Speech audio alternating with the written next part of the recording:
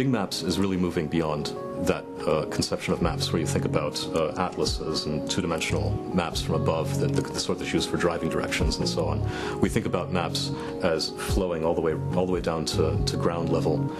That's where we start thinking about these immersed and augmented reality sorts of scenarios, and we'd like to start thinking about everything that you see and experience at all different times of day and night in the street. If you look up, you should see the stars. You should be able to get that augmented experience of understanding what all of the celestial bodies are that are in the sky at this particular time. And what we really focused on in Bing Maps is making a continuum of experience that goes all the way from that overview that's more like a classic atlas or a map, down to an oblique view where you can begin to see the facades of buildings and you can begin to see at an angle that's closer to human experience and pan around in that sort of SimCity-like view, all the way down to the human scale where the map is effectively as big as reality itself. It's meant to be experienced as you would experience it walking or biking or driving. The Street Photos app, which we've just released, mines photos from Flickr that have been geotagged and relates them to our street side imagery. So it shows that imagery in its original spatial context. Then if you click on that photo, you can go and see it on its original Flickr page.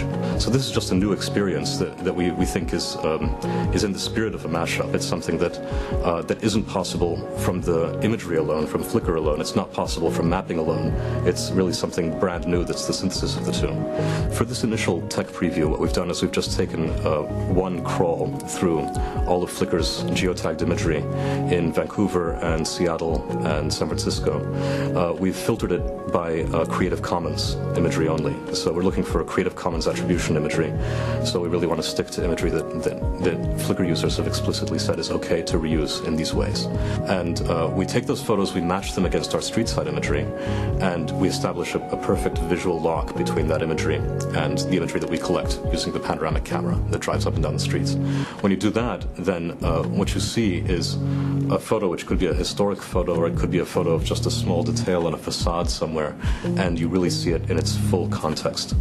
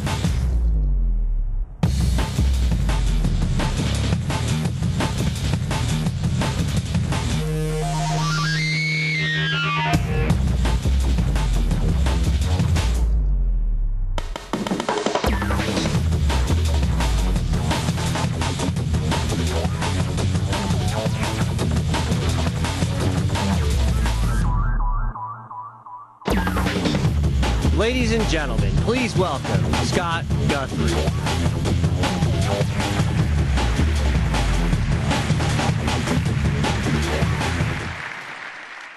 Good morning and welcome to MIX. This is the 5th year that we've held our MIX event, and this is the biggest ever, and I think it's going to be the most important MIX yet.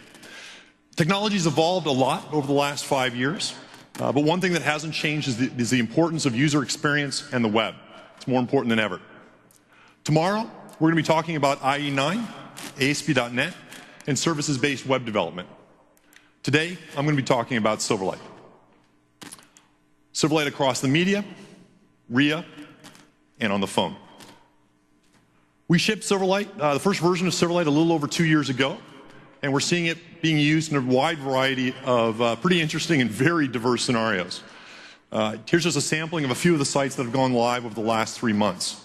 It's being used for sporting events like Major League Soccer, the Winter Olympics, Sunday Night Football, and later this week, March Madness. It's being used for other events, like the Victoria's Secret Fashion Show and the Ultimate Fighting Championship. Doesn't get much different than that. It's being used for digital marketing by companies like McDonald's. It's powering next-generation user experiences like the Bing Maps that you just saw. And later this year, you're going to see Felix Baumgartner is going to drop from 23 miles up in space and do a free fall for 6 minutes, breaking the sound barrier with just his body. And our friends at Red Bull Stratos are going to be telecasting this live on the web with smooth streaming and Silverlight, and we really hope it goes well for him. In addition to consumer apps, we're seeing Silverlight being used more and more for business applications. Here's just a sampling of some of the large enterprise customers that are already using Silverlight within for their applications. And as more and more Silverlight applications go live and as more sites adopt it, we're seeing our Silverlight deployment continue to accelerate. At the PDC last November, we announced that Silverlight was installed on 45% of all internet-connected devices in the world. Today, that number is now approaching 60% and accelerating rapidly.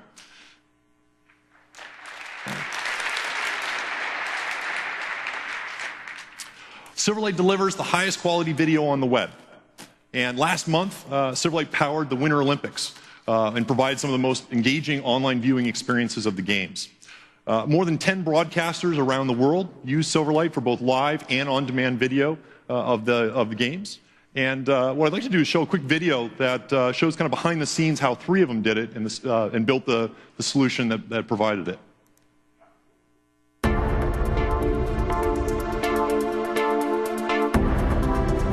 3 broadcasters, 14 partners, 12 million hours of video streamed, views lasting up to 76 minutes, using one technology, Silverlight.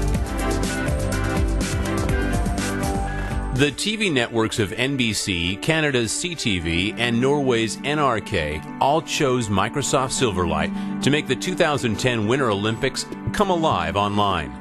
Behaving much like a DVR, the Silverlight experience built by Vertigo Software allows you to skip ahead, create instant replays, watch in slow motion, and even seek forwards and backwards. And Microsoft's IIS Live Smooth Streaming prevents video stutter and adapts to different network conditions, giving the viewers the Olympics at up to 720p HD. All the broadcasters use the same streams, but each made the experience their own through branding and unique content. CTV offered 5 additional streams and helped viewers navigate the games by offering key events in the player timeline and a Silverlight-based viewer's guide. NBC's Deep Zoom Gallery even allowed users to see stills and get closer to the action than ever before. The streams were delivered by Las Vegas-based iStream Planet across Akamai's worldwide content distribution network. Advertising also took a leap forward. During natural breaks in a live event, producers could insert ads into the stream using live ad injection. IIS Smooth Streaming and Silverlight made the ad delivery highly efficient and the user experience seamless. Viewers could go online right after an event and see the highlights immediately, a first for these games. Vancouver-based editors used a new Silverlight-powered rough cut editor to publish game highlights in minutes, not hours. And because the edits applied to already encoded streams, editors were able to create instant playback highlights. Finally, monitoring key statistics over the Olympics' 17-day span was vital. The Conviva Media Control platform provided real-time metrics and insights on viewer experience, audience trends, and even network performance, so the online experience could be fine-tuned. Never before have the Olympics delivered the quality of broadcast TV, yet offered so much more.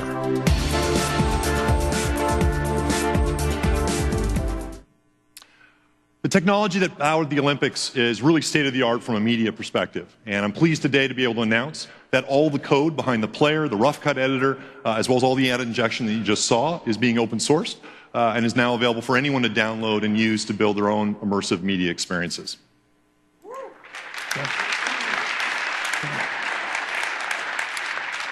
With Silverlight 4, we're taking media capabilities to the next level.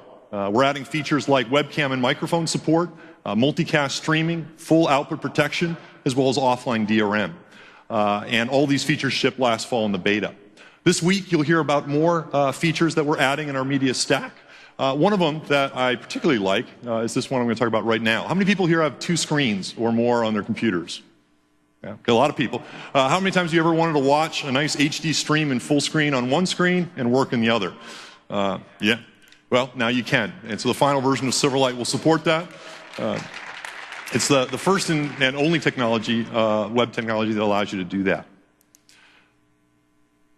Silverlight enables even better business application scenarios as well. And with the Silverlight 4 beta that we shipped in the fall, we introduced a ton of new capabilities and features to do that. This included new features for line of business applications like printing support, drag drop, programmatic clipboard access, and a bunch more. We also added a new feature we call WCF RIA services that makes it much easier for you to retrieve, manipulate, and save back data to a server. We also, with Silverlight 4, are enabling much richer out-of-browser applications, including trusted applications that allow you to reach outside the sandbox and build much richer experiences. And since the beta last fall, we've continued to add and refine the feature set based on your feedback. And you're going to learn a lot more about new features that we're adding this week during the breakout sessions. One of the features I'm particularly excited about, though, is a capability we call Pivot. It's a way that you can work and visualize large data sets of data in a very easy way. This is great for both business and consumer applications. And the great thing is we're going to basically ship a control with Silverlight 4 that allows you to easily take this type of capability and embed it within your application. And show a quick video of what this enables, or show a quick sample of what this enables. I'm going to show a quick video here that highlights it.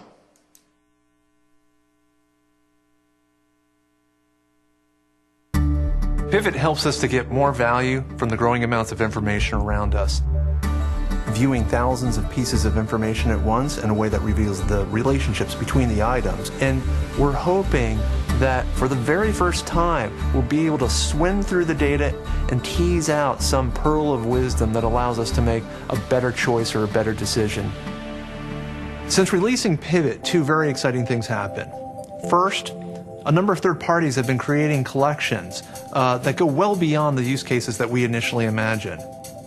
The second thing is that in creating all of these new use cases and collections, they create the need to actually host the Pivot experience within a local self-contained website.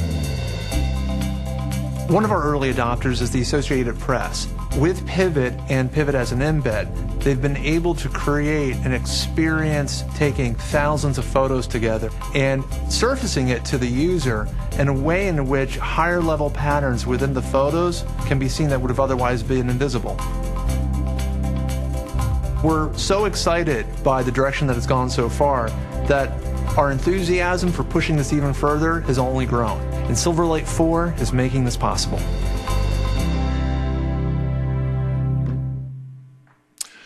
Cool. As I mentioned, there's both controls as well as tools that allow you to take large sets of images, put together those collections, again, enable those within any application you build in a really easy way. So having great tools, we think, makes it easier to build great applications. And later this year, you're going to see us ship a bunch of great tools that enable you to do that. With VS 2010, we're adding full Silverlight support. This includes a WYSIWYG design surface for Silverlight, full XAML IntelliSense, as well as data binding, layout, and style management. We're also integrating WCF RIA services so you can easily connect to your data within your server and bind your UI against it. This week, we're also excited to be able to give you a first look at Expression Blend 4, which provides a whole bunch of new capabilities, including great support for Silverlight 4. And I'm also happy to announce that we're going to make a free upgrade for Expression Blend 4, so that if you already have Expression Blend 3, you can get it for free. And you're going to see a lot more demos and capabilities this week.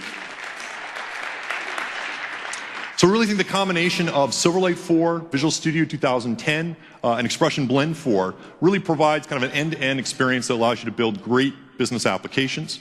And what I'd like to do is invite a partner on stage to actually show off how they're using Silverlight and adopting Silverlight and to build a really great solution. And so I'm excited to announce that eBay is using Silverlight and to invite Raji and Dave on stage to actually talk about it and show it off. So thanks a bunch. Thank you, Scott. Thanks, Scott. Good morning, everyone. It's great to be here with you all and experience the collective energy of the design and development community here. How many of you have ever listed an item on eBay? Quite a few. We at eBay are always in search of intuitive customer experiences for the diverse set of sellers. That's why we built a snappy tool called Simple Lister that will help people like you and the millions of sellers that we have on eBay to list an item. We leverage the power of Silverlight and specifically the out-of-browser capabilities of Silverlight to build this application. What that provided us is a rich integration with the desktop and a cross-platform application that helps a diverse set of sellers. We are really excited about taking this application out to our sellers and see how they respond to this. So let's get started. Dave, are you ready? I'm ready. Let's start with the install experience. It was important that this be as simple as possible. You just heard Scott say that Silverlight is the broadest deployed technology. So we could get this experience to our users without an additional install. We're going to take a popular book like the ASP.NET and walk you through the selling experience. You can do this multiple ways in the Simple Lister. You can type the name of the book in the text, and we find all the matching products. Let's say you did not find the product. In that case, you can click on categories, and we have optimized this experience to bring just the relevant set of categories for your item. Let's make this even easier. Thanks to Silverlight, we are able to bring in the webcam integration. It's as simple as clicking the picture of your barcode, and we bring the product from our catalog.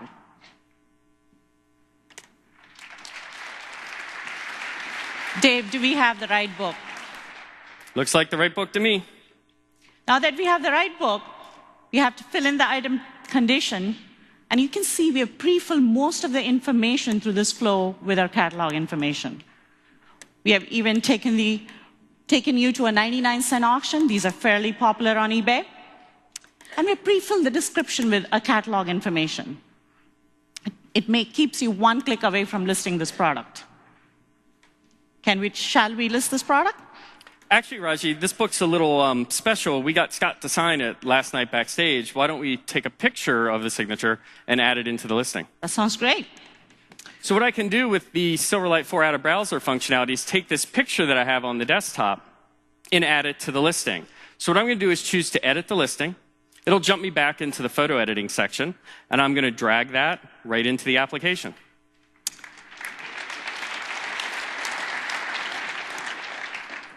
Sellers who list occasionally on eBay also tell us that it's actually a pain to work with the third-party apps and try to do basic photo editing capabilities. So with Silverlight, we were able to actually bring some of the built-in functions, like cropping an image or adjusting the contrast. So what you see Dave doing here is actually cropping the image, and we're ready to list this item. Again, pre-filling most of this information makes it easy, like clicking on the pages and just going to the last page. We click this button, and we're ready to list this product. Let's do it. And the toast tells you this book is available for the millions of buyers out there to bid on this item. So let's bid on this puppy and get it up. Make Scott a happy man. So simple, fun, engaging. This is going to be perfect for our occasional seller. We are very excited about getting this to a particular segment of sellers, and this will be announced along with the Silverlight 4 launch. What does this mean to all of you? eBay last week opened up its platform called Open eBay to all the sellers within the US. Open eBay is an applications marketplace that lets developers like you build applications and monetize them on eBay. You can find more information about this on apps.ebay.com. eBay invites you to build compelling applications using Silverlight and bring them to OpeneBay. Synergy has been a great partner with eBay through the concept, design, and development of this exciting application. So now I'm handing over to Dave, who can share his experience with Silverlight and eBay. Thank you. Thanks, Haji.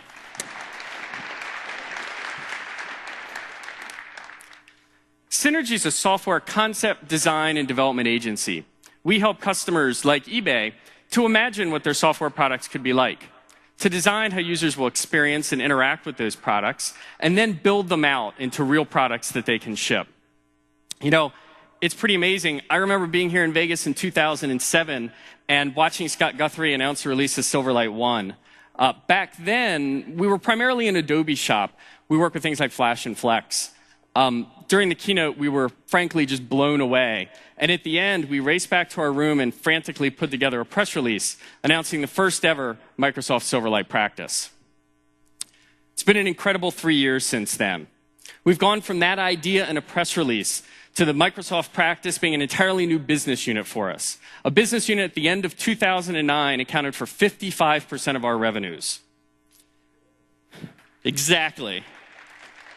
And we did all that while we grew our existing practices as well. For us, it was entirely additive. How did we do that? It was due to leveraging the speed of innovation of Microsoft Silverlight and the tools that come along with it. Tools that allowed us to do what we do best, and tools that work the way that we worked. What I want to do is show you how we were able to go from concept to design to development in a simple lister in only 8 weeks. Let's jump in here. Now, when we kicked off in the concept phase with Synergy, we actually had one of our designers from our user experience group sitting in the room with the folks from eBay and literally sketching this stuff out on a digitizer pad. Now, in the past, when we were going to show this stuff off, what we would have done is created a series of click-through comps, right? So we'd take sketches like this and then sort of click through them to help imagine what the experience might be like. Now, we understand at Synergy, it's a lot more than just the way something looks. It's the way that the thing works. And that's where SketchFlow inside of Blend is so great. So what I'm going to do is fire SketchFlow up here and take a look at this.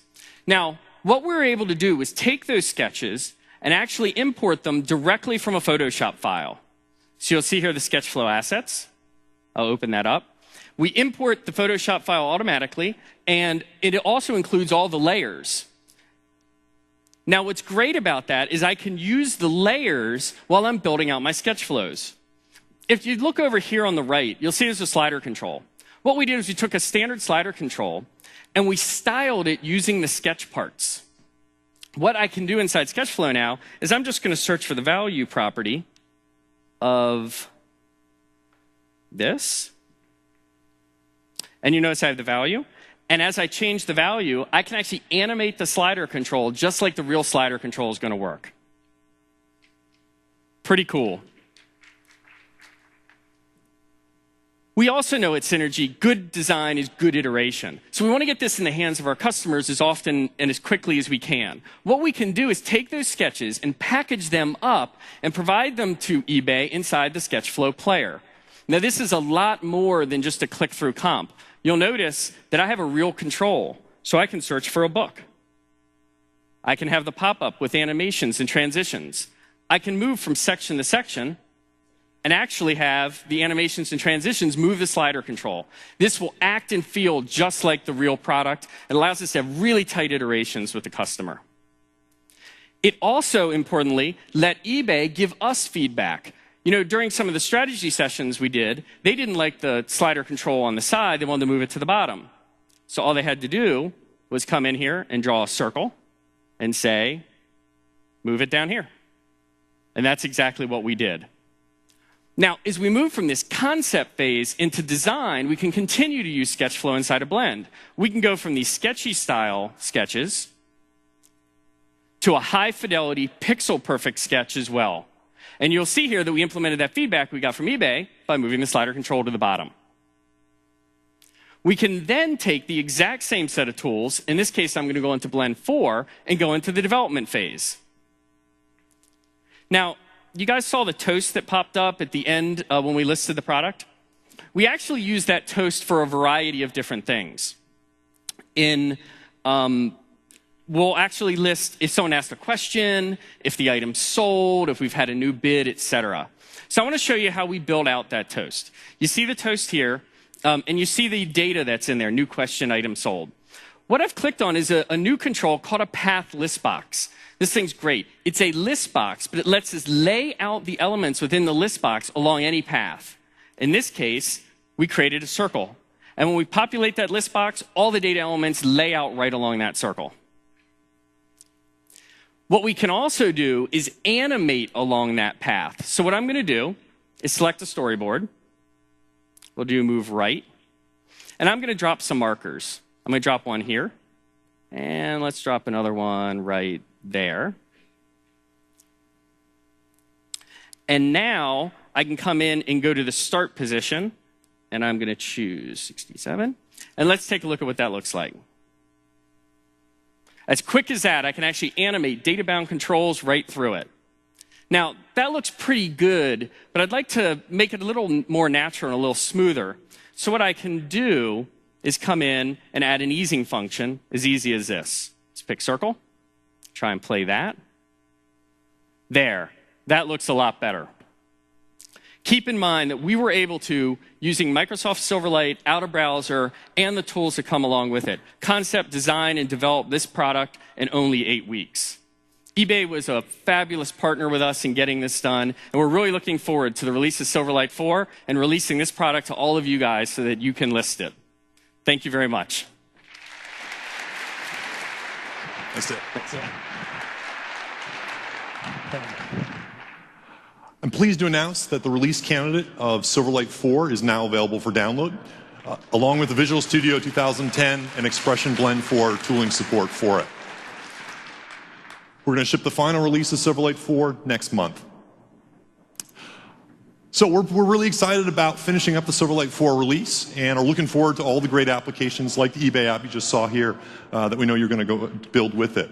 But our main focus this morning is not actually going to be about Silverlight 4, but rather about the work we're doing to enable you to build great experiences for the phone.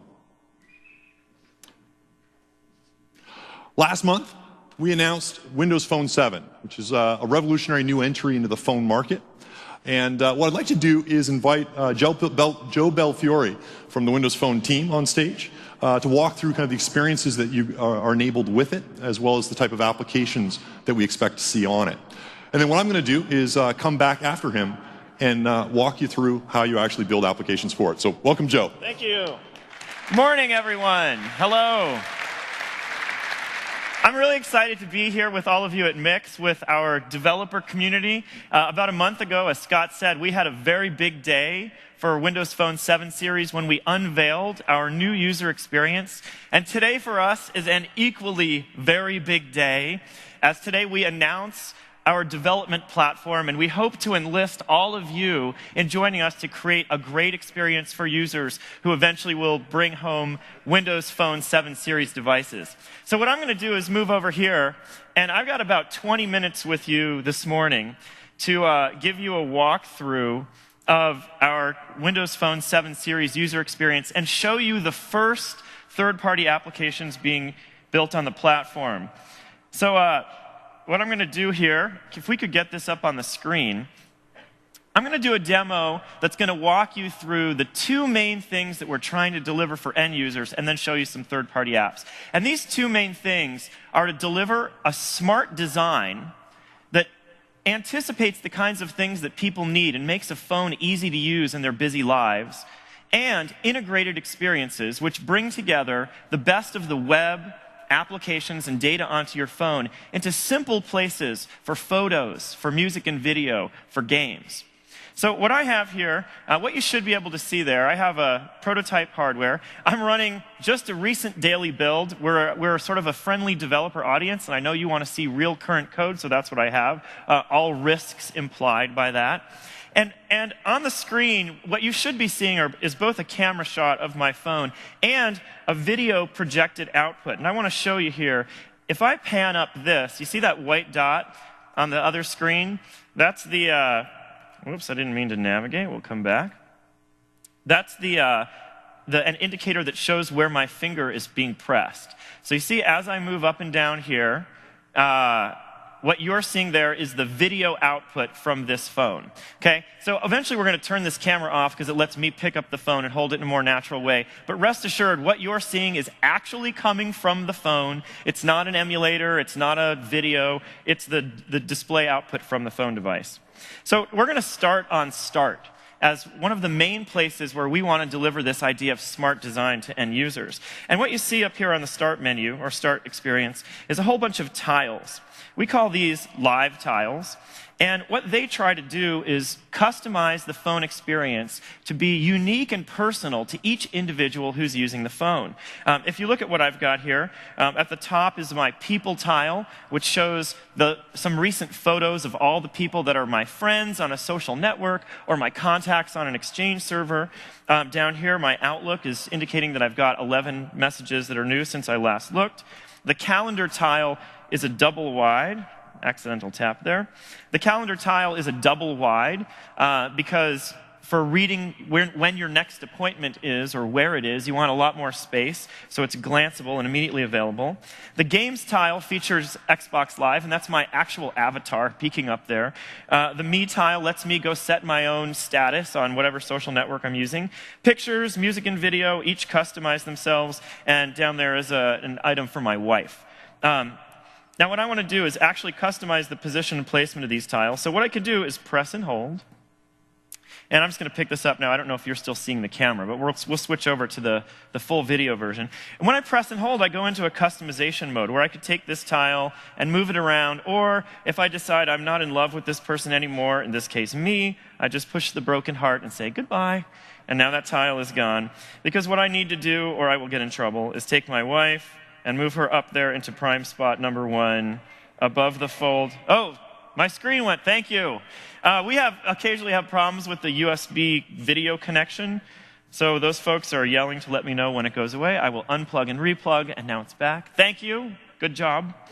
So I moved my wife into this position, and I'll just touch right here, and she'll pop into place. And now that gives you a sense of how simple it is to make the Start experience your own. And these tiles are dynamic, and the intention is to take advantage of some of the hardware specs that we're doing with our OEMs. Every Windows phone has 3 primary buttons on the front face: Start, Search, and Back. Our intent is that you can press Start and immediately see when your next appointment is. Immediately see whether your wife or BFF has updated their status information and so on. So I'm going to show you a couple of the built-in experiences here to give you a sense for how the user experience feels and flows. The first one I'm going to look at is email. And I've gone into email here, and at the top, the thing you see there is called a pivot. I can use the pivot to move over and see mail that's unread or see mail that's flagged. So in this case, I'm looking at Exchange content, and it's consistent with Outlook on the desktop. I can filter the mail that I flagged, even if I flagged it on my desktop. I can pivot over and see urgent mail, or move back over and look at the pivot for all of my mail. Now, the performance we think is quite good. I can scroll through a big list with lots of mail. You get the idea. Now, down here on the bottom is also a sort of important element of our design overall. It's called the app bar. And what it intends to do is provide one common place in any application experience where a user can get very comfortable and used to finding the commands for that application. And this is one of the ways that we've tried to really be smart about the design. We've looked at the design of a lot of different phones, and when there's a great deal of variation in where those commands are placed, we find that it takes users a longer time to learn their way around the apps. So in our case, I'm looking at my mail inbox. You can see the plus is to create a new message. The folder is to go to a different folder. The app bar lets itself be expanded so that if you have a richer set of commands, more than would fit in just a few buttons, they're always available right there as part of the app bar. The most common commands surfaced as buttons, with the ones that are slightly more obscure or maybe more advanced available immediately underneath. Another example of where we've done a lot of very user-driven design decisions and development is in how we implemented multi-selection and dealing with your email. One of the top tasks, by far, that we see people doing on phones is triage of email. And a lot of phones deal with this in many different ways. In most cases, there's a gesture or a movement, and it requires a a confirmation, or else you get accidental deletion. And on most phones today, there's a lot of variation in the way those actions are done, and that makes them a little bit harder for people to learn. We built more than one design and usability tested all of them and picked the one that was the winner. And the way deletion works, and we're still tweaking the visuals here, if you want to delete one message, you touch the, actually, accidental touch there, sorry about that. You touch the little checkbox that's shown to the left of the item, and then you press delete. Super easy. One click to identify, one click to delete. But the nice thing is that once you've done that once, you don't have to learn anything new, and your muscle memory is just as effective at deleting multiple messages as it is deleting one. So if I want to delete a bunch of messages, I can select 1, 2, 3, 4 messages, and then hit delete, and they're done. So the consistency makes the phone experience easier for people to learn, and it helps their muscle memory make them feel very efficient in their use of the phone over the time, or their use of the phone over time. So those are a couple of examples of user interface metaphors and paradigms that you'll see showing up in lots of other places. And these apply to you as developers as well. And they're ways that we've tried to really do a smart design that helps people make the most of their busy lives and get things done really efficiently on the phone.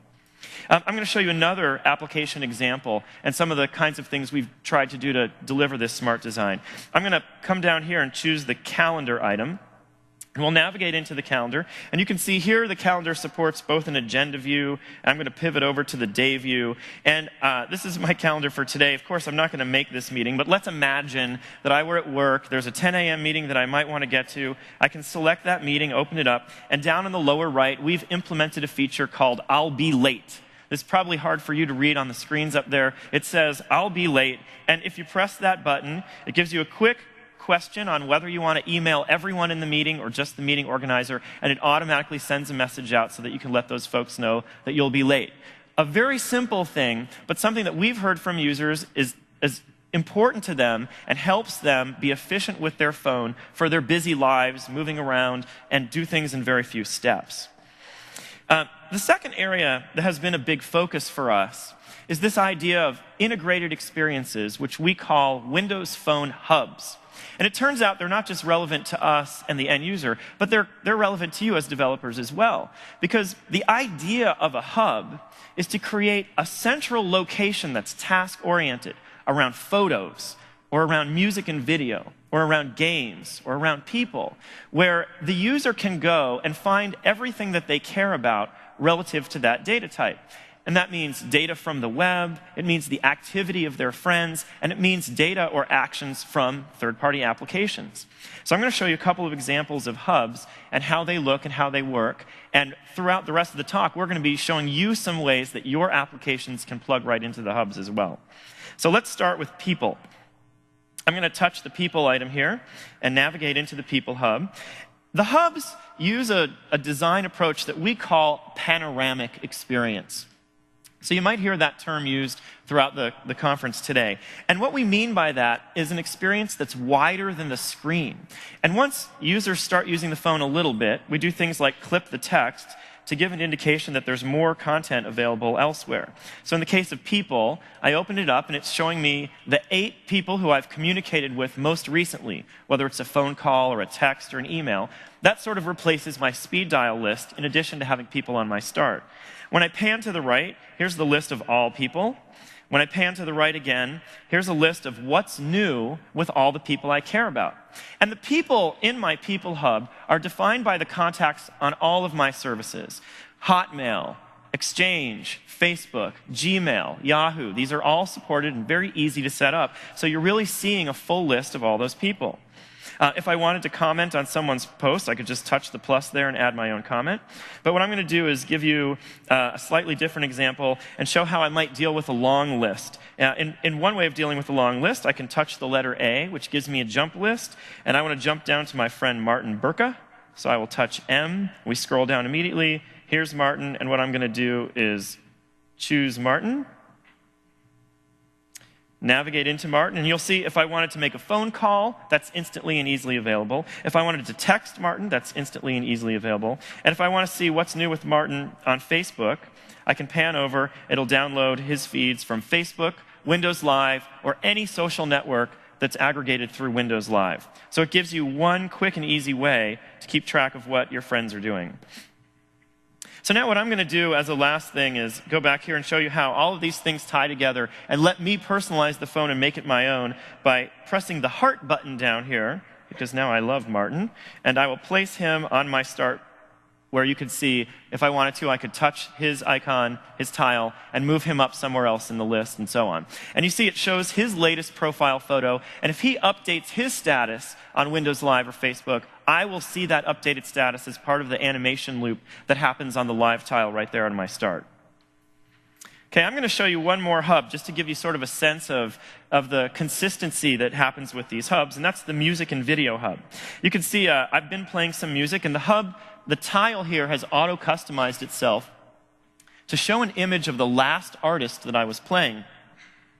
I'm going to go into the music and video hub here.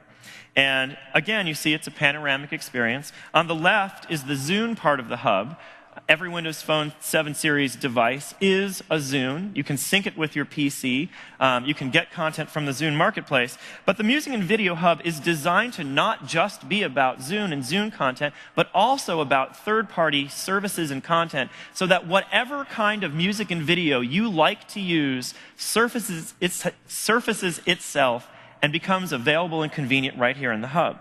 Here's my history of music or videos that I've been playing recently. If I pan over, here's music or videos that I've acquired, whether I downloaded them from the service directly or whether I synced them using my PC. And later on, we're going to show an example of a third-party app plugging right into this hub so that a user could get to some video content without having to navigate around and find the app. Just go to the Music and Video Hub. Okay. Now I'm going to move on and start showing you some stuff that we have not showed before. I'm going to show you some third-party applications written using our Silverlight and XNA platform on the phone. And we're going to start with Silverlight. Now, I want you to take yourself out of your mindset as a developer just for a little while and put yourself in the mindset of an end user who has your Windows Phone 7. And I'll take myself as an example. I'm a bit of a news hound. So the first application I'm going to show you is the AP mobile experience that was developed by Archetype. This is a Silverlight app. But as an end user, I don't really care how it was developed. What I care about is whether it's engaging, whether it looks very attractive, whether it's easy for me to learn and use. And this application, the AP mobile newsreader, in my opinion, fulfills all those desires. When I come into the experience, you see top news is immediately shown. If I pan over to the left, I get a list of categories of lots of different news that I might look at. So this metaphor of a panoramic experience is already really comfortable to me, and I can use this in a way that is very natural. If I keep panning to the right, the newsreader gives me a quick and easy way to see the stories that are being shared, and I can comment on the stories, I can rate them, and add my own voice into the conversation. I'll pan again to the right, and you can see how this application serves up lots of different media types. I might want to look at photos of the latest breaking news stories or watch a video. But what I'm going to do here is actually come back here because I want to actually read one of the news stories. And you can see the top news items are displayed there. And, oh, hang on a second there. We had a car drive in. Of course, one of the things that I'm sure you all are wondering about is how do these applications get monetized? And of course, there's lots of different ways. And the Silverlight platform is a terrific one for letting you enable nice, elegant, interactive experiences that might be driven by advertisements, as you saw in that Ford example there. But what I'm going to do is jump in here and read this news story. So I touched the top news story about Obama working on the health plan. I could, pan down to read this, or I can pan over to the right, where I can be a part of the conversation, add a comment, read the comments that other people are making on the story, and so on. But what I'm going to do instead, you're getting a sense of how this looks. Maybe I decide I want to look at some more of the photos. So I can touch the photo, and there's a nice 3D-oriented photo viewer that's built in. I'm not going to go through all of that right now, but you get the idea how the application is engaging and uses motion and animation to make me feel very happy and satisfied as I'm using the device.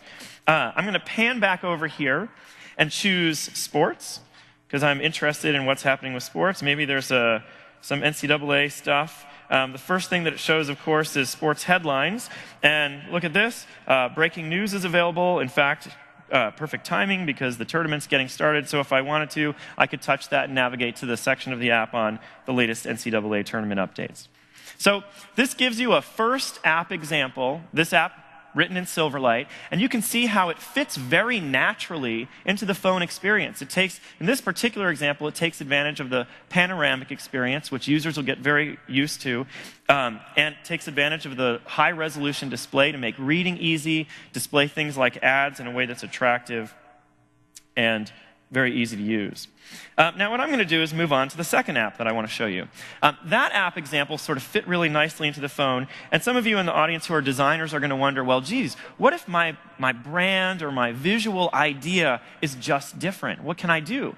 Is there a way to make my app fit into the phone really nicely? So I'm going to show you a second app. This is called Hush Hush, and it was developed by Jackson Fish Market.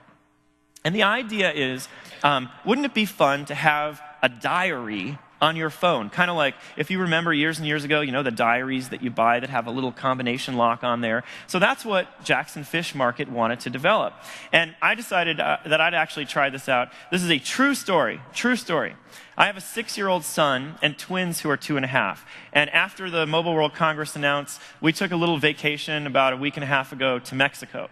And my son, because we took him out of school, his teacher said, your assignment while you're on vacation is to keep a journal, a diary of each day on your trip.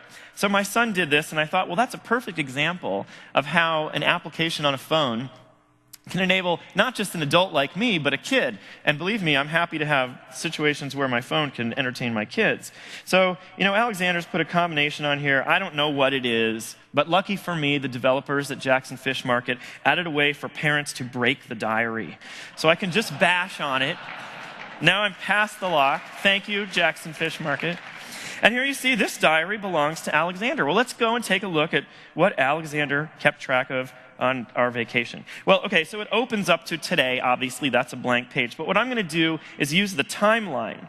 So I'm going to press the timeline button and rotate here to landscape mode. You can see the application takes advantage of landscape mode. On March 11th, there were lots of entries, but that's not where we're going to go. We're going to go back to March 8th, which was the beginning of our vacation. And then we'll choose that, and we'll come back to portrait mode. So that is my son, Alexander, and this is true. Our first day in Cabo, I played Monopoly with Papa. Well, let's page through the diary and see what Alexander did. Okay, on the second day, he swam with his sisters, Sydney and Piper. Aren't they cute? You will see more of my kids, rest assured. Day 3, football on the beach. I know, actually, here in Las Vegas, the weather's nice, but our team members in Seattle are probably looking at that saying, oh, son. We'll keep paging through the diary. Now, one thing that's worth mentioning, you see this page animation? The folks from Jackson Fish Market, I believe, my understanding is they found that as a Silverlight library on the web that they could download and incorporate in their app, and it was super easy and quick for them to apply that kind of visual, dynamic, attractive appearance. And it fits perfectly with the metaphor of the app. So here's my son on the last day of our vacation, went to the office, got a huge lemonade. Oh, nice. Okay. Okay, so I'm going to wrap this up. We'll jump out to today, and I'm going to put an entry in on Alexander's behalf. So we'll do new post. And first, I'll add a photo, of course, of the Mandalay Bay, where we are here. And then new post, we'll add some text. Loving Vegas baby. And of course, the application can take advantage of the input keyboard that's provided as part of the platform, and we'll create our entry. And here we go.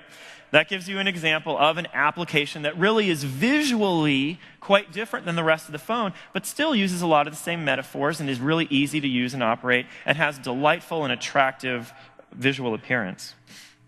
Okay, now what I'm going to do is move on to a third example. And I mentioned that for us, in our design point, the idea of these integrated experiences, bringing together apps and the web, is an important idea. And I want to show you one real example of how that actually works. So I'm going to pan up here and take you to the Pictures Hub. The Pictures Hub is the place where a user of the phone can see all of their stuff related to pictures. On the left is their picture gallery. In the middle section is a set of photos that are recent or favorited. These are pictures from my same vacation.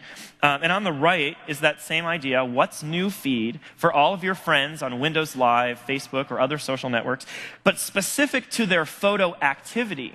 So if I want to go look at pictures that my friends are updating, I go to the Pictures Hub and it's all available there.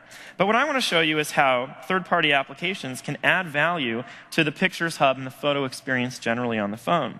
So I'm navigating into the gallery and looking at all my photo albums. And these albums might be photos that I took with the camera, or that I synced from my PC, or that are online with Windows Live or Facebook. I'm going to go into an album here of pictures from Cabo. I'm going to choose this picture here. And I'm a guy that likes to post pictures up onto the web, but it's also fun for me to touch them up or interact with them.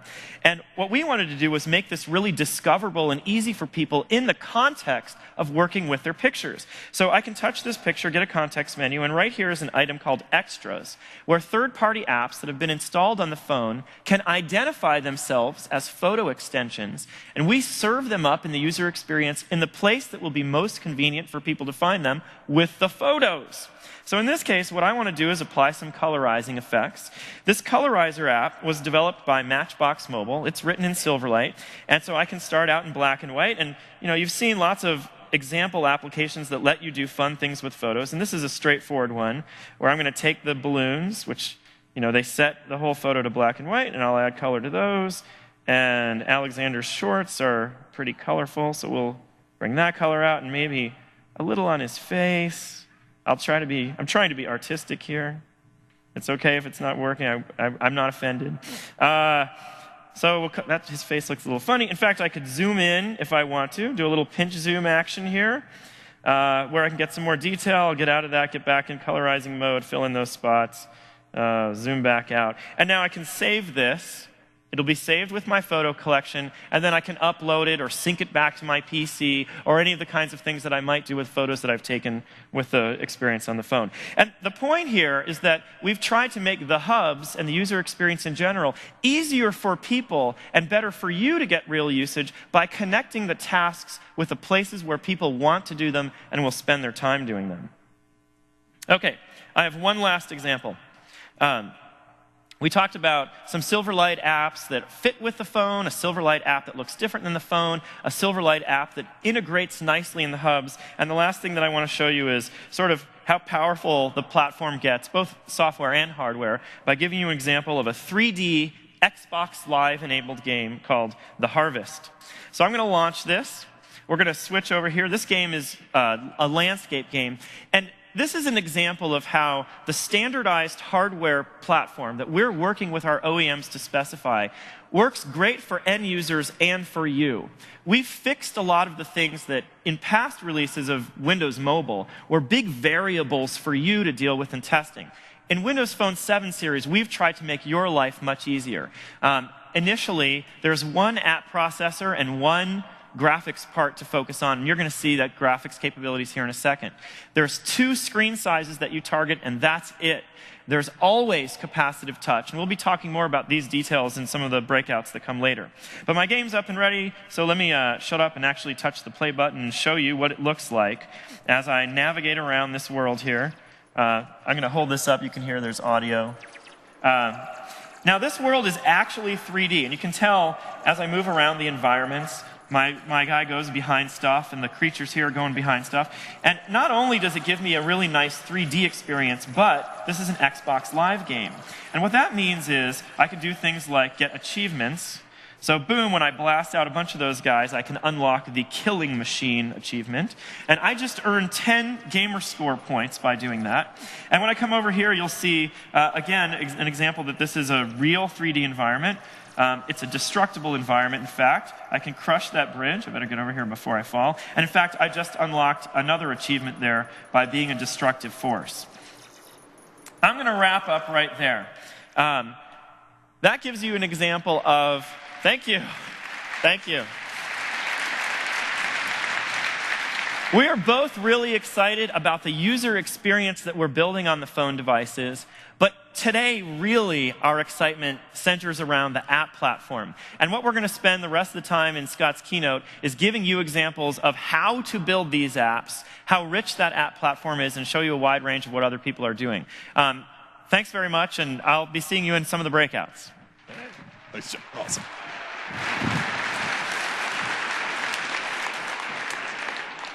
So Joe just showed you some of the amazing experiences possible with Windows Phone 7. We're really excited about it.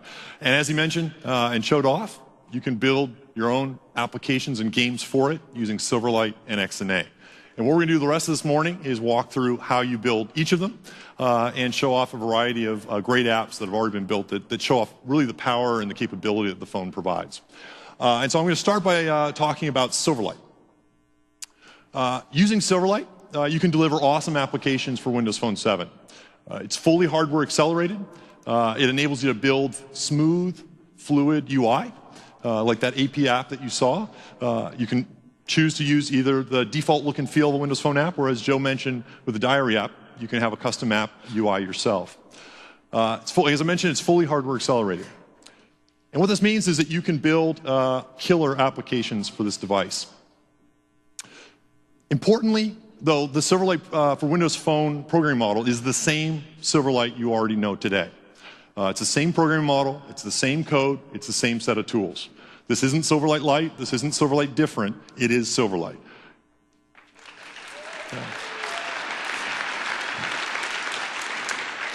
And the great thing about that is it means that you can take advantage of all the skills you already know to immediately be productive. And what I'm going to do is actually show off building two apps from scratch. One using a code-focused approach using Visual Studio, another one using a more design-focused approach with Expression Blend, and kind of show off kind of what you can do with it. So we're going to start off and write some code and switch over here to a machine with Visual Studio on it. And so you can see here I have the VS 2010 IDE, and I'm just going to say File, New Project, and build my first Windows Phone application using Silverlight. And so you can see here we have a couple of project templates that you can choose from. So I have a blank project template here. I have a list project template that has some pre-built navigation themes already wired into the app. And for right now, I'm just going to call this Hello World. Hit OK, and create the project here. And what you're seeing here as I load this in is the design experience inside Visual Studio when you build your first Windows Phone application. And you can see we have a nice WYSIWYG design surface, standard Solution Explorer, property grid toolbox. Just works the way you already know it works. I can click on any of these things. These are controls. So we could call this Hello World. I could add new controls if I want to. So let's add a text box onto the form here. And we're going to add a button.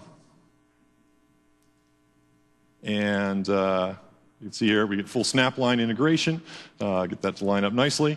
There we go. And one of the things you'll notice about the controls is they pick up the same look and feel as the rest of the controls on Windows Phone 7. So it's nicely integrated into the overall experience. You don't have to do anything in order to pick up that default look and feel. Right, what I'm going to do right here is just set some properties here. I'm going to get rid of that text, and let's actually, just so people in the back can see, bump up the font size a little bit on that text box. So anyway, really easy to add controls, wire them up, snap them into position. And when I want to, just double click, we go to our code behind, and we can write some code against them. And so in true kind of Hello World fashion, I'm just going to change the title at the top to be Hello. And we have that username text box, like so. And then I can go ahead and run this application. So again, full IntelliSense, again, works just the way you'd expect. Now when it comes time to actually running the application, I can do one of two things. I can either actually plug in a phone using a USB connection and deploy it directly to the device and run it there, or you'll notice there's this nice drop down at the top of the IDE which allows me to choose an emulator. And so there's a built-in emulator that we provide that I can use instead.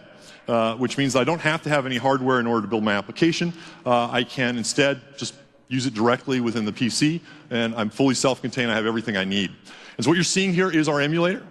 It's a real emulator. It's a virtual machine running the Windows Phone 7 operating system. So you'll even get random errors sometimes around dropped calls and battery life issues because it really thinks it's a phone. And what that means is it's really easy to test and use this app. And so if I want to, I can click in the text box. You notice we get the nice input screen comes up. So I could say Scott.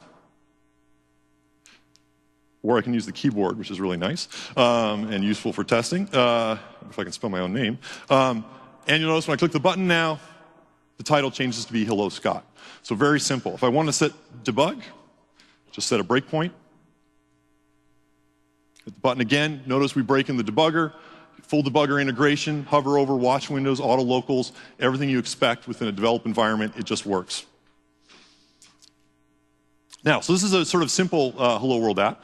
One last thing I'll just show is orientation support. So you can test orientation directly within the emulator, fully simulate how this app's going to look, how it's going to work. Again, everything's really simple, built in, easy to get started.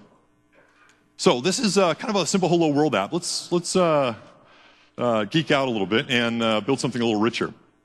I saw some tweets backstage when people were wondering, when is the first Twitter app going to show up on Windows Phone 7? And so I thought, I'm going to do it. And I got to steal that thunder. So let's build a Twitter client, a simple Twitter client. And so I'm just going to rename it to Twitter. I guess this officially I'm done. But go a little bit further. And what I want to do is basically, you enter your username, hit a button. We'll call this, how about lookup. And I'm just going to go off and be able to pull down some tweets from Twitter. And I want to display them on this, at the bottom of this form here. And so I'm just going to create a list add a list box to the form. So I'm just, again, using the standard Silverlight list box. We'll snap it there to the edge, make it nice and fill. Let's write some code to do that. So I'm going to go back to my code behind here. And instead of changing the title text, we can get rid of that. I want to write some code that's going to do some network access to Twitter and pull down some tweets. And so to use this, I'm going to use a class that people that use Silverlight already know today called Web Client. Lets me do some HTTP access. And I can say Twitter dot, and I'm going to say download a string asynchronously. And I'm just going to say snippet 1 to get the URL right. And so you can see here, I'm pulling down from the Twitter API using the username of the text box. And retrieving back an XML feed of the person's tweets. And I can then say Twitter dot and wire up a event handler. Oops, that's not it. Wire up an event handler so that when it completes, this function is going to get called, and I can write the code to basically parse the XML, populate the list box with the data. And to help with that, I'm going to create a class here called Twitter item. Which is just a class that's going to have 3 public properties on it for the username, the message, and an image for the person's avatar. And then I just need to write the code that's going to parse the XML inside this method, create a bunch of Twitter items, bind them to the list box. Now to do that, I'm going to take advantage of a library that's built into Silverlight called Link to XML. Just add a reference to it in my project, and we'll add a using statement at the top.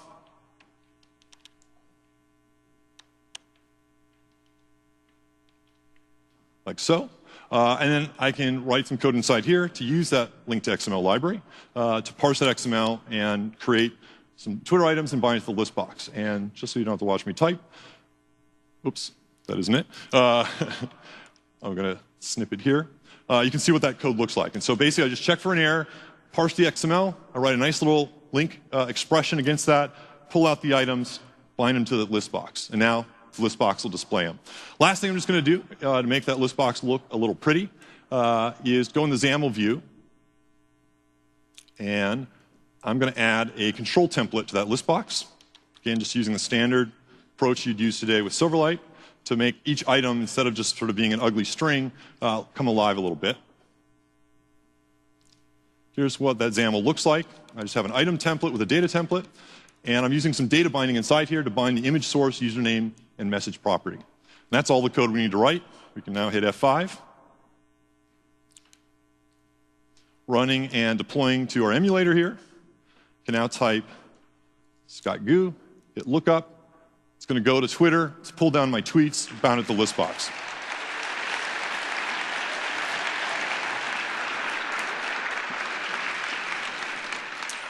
So unfortunately, you can't be the first person to build a Twitter app, but you can be the second.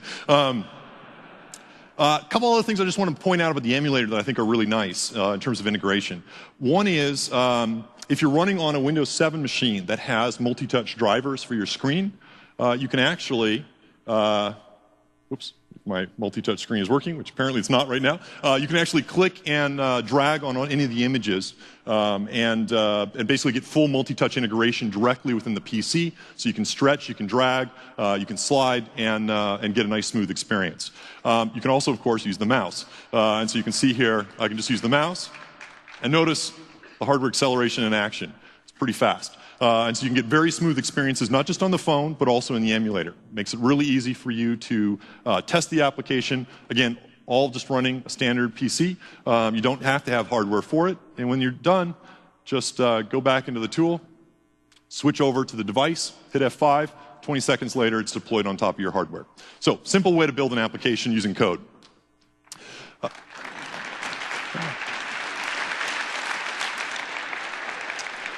So we've used a code-focused approach. Now let's actually switch and go to a more design-based approach using Expression Blend. So in the same way, hopefully that feels comfortable for developers. We also have awesome design tools that enables you to build really rich interactive experiences using Expression Blend. And to help show that off, I'd like to invite John Harris on stage. He's going to show off a cool demo of that in action. Great, thanks, Scott.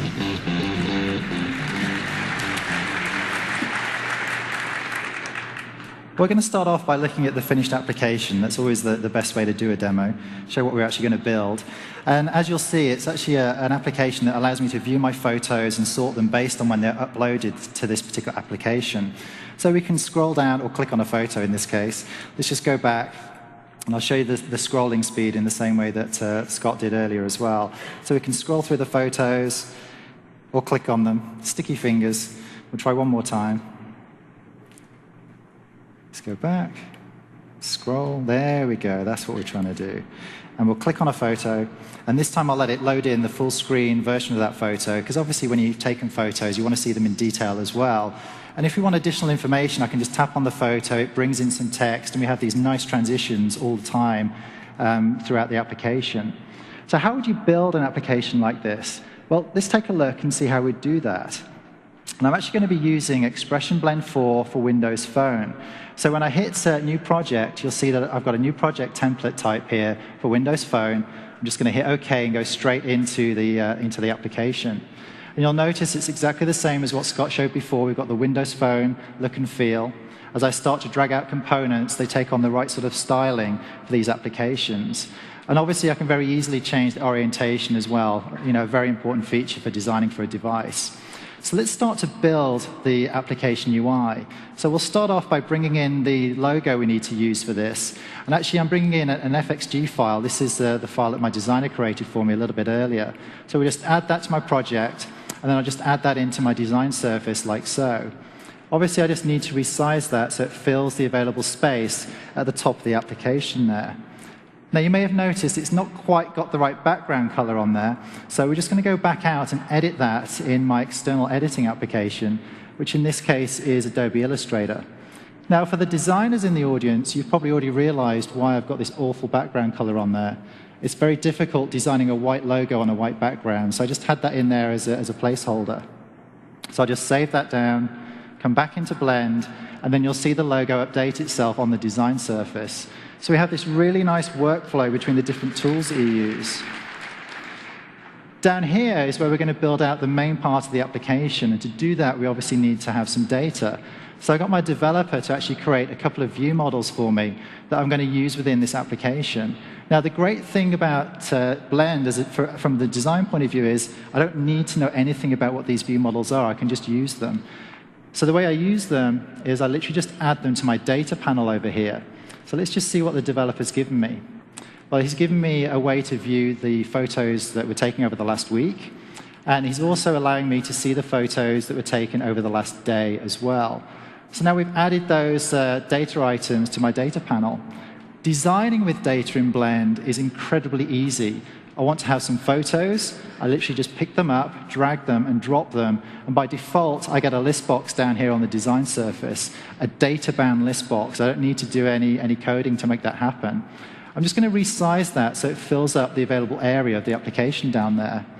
Now, at the moment, everything is listed out as a standard list box. I'm just going to change the way that that looks and just drag on this style here. Now, if you've not seen Blend before, that looks like magic. It's like, how did that happen? Well, actually, all we've done is a list box is really a stack panel. It just stacks things in order like that. We've just changed that stack panel for a wrap panel, and things just flow nicely as a wrap panel there. So very simple change, but very dynamic update of the UI there. We can also, if you want to, come in and start to edit how that data actually looks. So for example, if we want to have the photos a little bit bigger, I can very quickly redesign that live on the design surface there. So it's very easy to design with data with Blend. What I'm just going to do is just apply the original style back, just to snap it back into how it looked before. So that's great. So we've got the logo. We've got the data-driven graphics down here, the photos. We now need to design the menu system. So we're going to just come over here and just rename these menu items. First one, we'll just change and call this week. So it'll show the photos from the past week. We'll change the next one to month, and it'll show the photos from the past month. You can probably see how this is going to work now. We'll change the fourth item here to all photos, and then we'll change the first one just to show the photos from today. So what happens when somebody clicks on this Today button in the menu? What photos do we show? Well, literally, I just need to link that to my data. So I just click on the New button, choose Show the Photos from Today, and hit OK. And then I do exactly the same thing for Week as well. When somebody clicks on the Week button, I want you to see the photos from the previous week. So that's great. So now the application knows exactly what photos to display. It just doesn't know how to actually trigger that change. So to do that, we're actually going to use another Blend feature called a behavior. Now, behaviors are fantastic. They're little snippets of production-ready code that allow me to add interactivity really quickly to my applications, literally just by dragging and dropping. And we've added some interactivity now. And the really nice thing about behaviors is then I can change the way the behavior works using the property inspector. So in this case, I want this behavior to actually do something when the selected item in the menu changes. So when I click on Today, Week, Month, or All, I want it to do something. And what do I want it to do? I want it to change these photographs. So to do that, I literally use my new element picker here, and I literally point and shoot. And now the menu and the photos are connected together. All of the data binding and the connectivity happens in the background. Blend takes care of that for me. So I also just want to add another behavior now. And this is going to take care of the navigation. So when I click on one of these photos, I want to go through to the full screen view of that photo. So I'll just drop on the navigation behavior and then tell it which page we actually want it to navigate to in the application. And in this case, I want it to navigate to the details page.xaml. So we're almost there now. We've just got one final area of the application to build. We need to actually build that details page. So let's just open that up. And immediately you can see that this is a completely blank new page. And just to save a bit of time, yesterday I created a mock-up of what this page should look like in Adobe Photoshop. And on the import panel here, I have total control over which layers I'm going to import. But in this case, I'm just going to import absolutely everything. So at this point in time, I've got my graphics in there, but they're just standard static graphics. And we're building a data-bound, data-driven application. So how do we sort of link these to the data we've got over here? Well, literally, we drag and drop, and the text updates immediately. And we'll just do that again. We'll drag and drop. And notice how the text keeps exactly the same font, style, coloring that it had in the original file the designer gave to me. The only difference is now that it's data-bound, and before it was static. The final thing we need to do on this part is actually data bind the image as well. And you know exactly what I'm going to do, drag and drop. Now, if you think back to the application we saw on the phone, when we went through to the details page, we had the full screen view of the photo. When we clicked on the photo, we swapped and saw the text. So it's almost like a switch, switching from one to the other, but with a really nice transition between the two. So let's see how you can build that really quickly inside of Blend. And the way we're going to do that is I'm actually going to take this whole details page and turn it into a user control, turn it into a control rather. And the control we're going to turn it into is a toggle button. So we just select that and hit OK. And then all we need to do is decide how we want this to start displaying when people come to the details page. So this is what the page looks like by default. And you can immediately tell that this is wrong, because we want to see the photo by default. So I'm just going to come over here to my property inspector and literally just take that text and get rid of it for a second. Then when someone clicks on the photo down here, this is my checked state, we actually want to see the text again. So I'm just going to bring that back. So we've got exactly the effect we want. We come to the page, we see the photo, we click on the photo, we see the text. And now, of course, I can start to refine how this transition is going to occur. I do this exactly the same way I would do with a regular Silverlight application. I just control this via the timer over here. So I'm just going to set that to happen over half a second. And then I just want to add a little bit more texture to my animation. At the moment, it's very linear. I'm just going to add some acceleration and deceleration there as well. So I just need to do one final thing. I'm just going to reset this part of the application, and then we can test this in the emulator. And when I hit F5, I get the choice to test it on the emulator or on the device. I'm going to choose emulator. And the emulator is fantastic. It's like having the phone without having the phone. It's exactly the same environment. So let's bring that to the front. Here's the today view. I click on a photo. It transitions through to the full screen view. When we click on that, we go through and see the text. So that was a photo of Mount Rainier. Let's go back to the full screen app. Click on the week view. It animates and navigates through to the week view. We can scroll and look at the photos.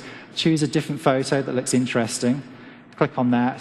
We see the full screen view of that photo because it's a data-bound application, and the text is updated there.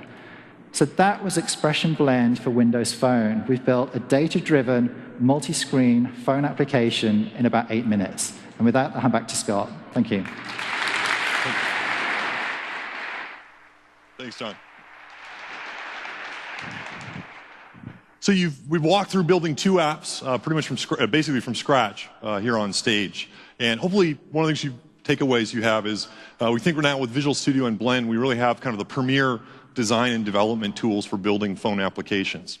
We're going to go one step further, though, and we're excited to be able to announce today that we're going to be making them free for phone development.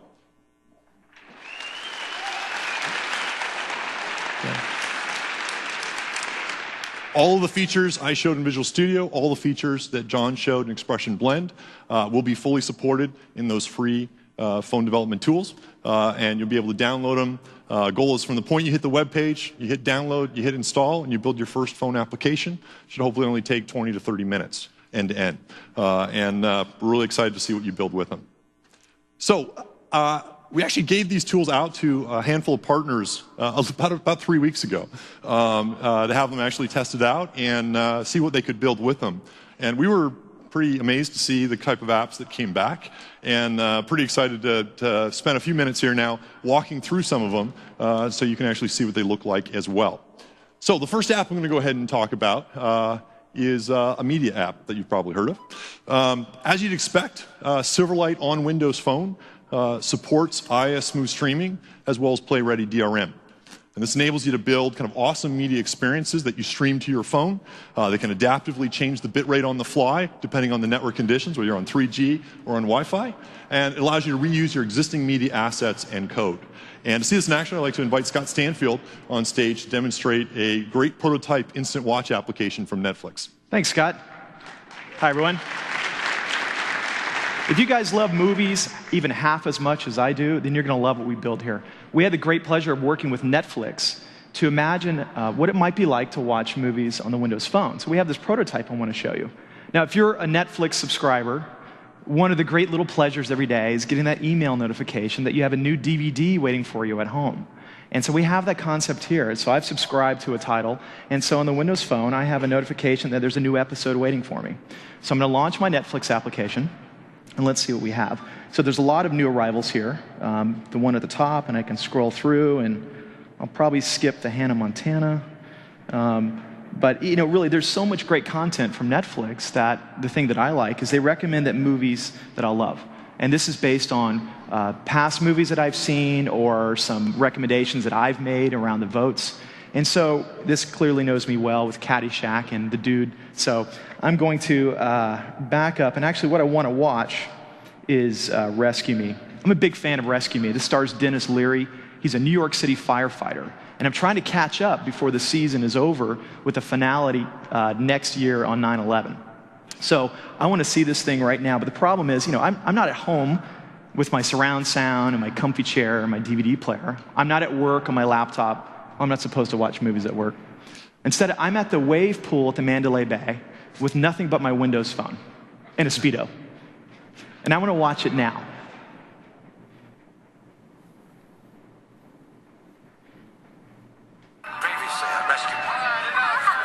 Congratulations, Lou. Second time around. Third time, actually.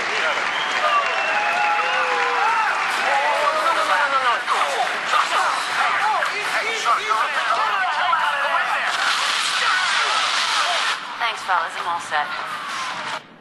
Guaranteed explosions and fire every episode. Thank you. So what's great about the Windows Phone, it's not, and this is content that's important to me. And that includes not only movies, but music and photos. And if I go back up to the home page, one of the concepts that Joe talked about earlier is the hub.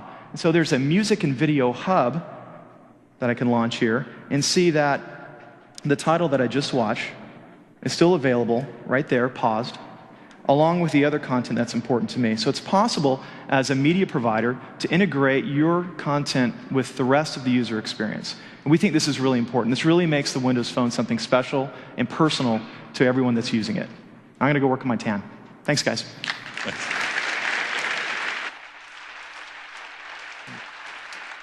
Thanks, Scott.